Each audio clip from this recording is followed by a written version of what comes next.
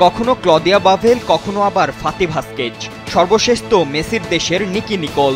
একাধিক নারীর সঙ্গে জড়িয়ে মাঠের একাগ্রতা হারিয়ে ফেলেছিলেন ফুটবলের বিস্ময় বালক লামিনে ইয়ামাল।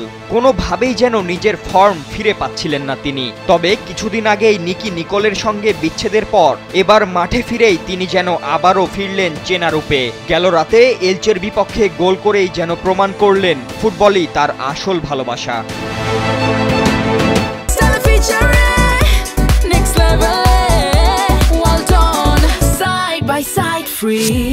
লামিনে ইয়ামালের মনোযোগ ফুটবলে ফেরার দিনে বড় জয় পেয়েছে কাতালানরা। লা লিগার ম্যাচে এলচের বিপক্ষে ৩-১ গোলে জিতেছে বার্সেলোনা, যার শুরুটা করেছিলেন ইয়ামালি। ম্যাচের ৯ মিনিটে আলেহান্দ্রো বালদের পাস থেকে চমৎকারভাবে বাম পায়ে কেটে ভেতরে ঢুকে গোলপোস্টের কোণে দুর্দান্ত শট নিয়ে দলকে এগিয়ে দিয়েছিলেন ইয়ামাল।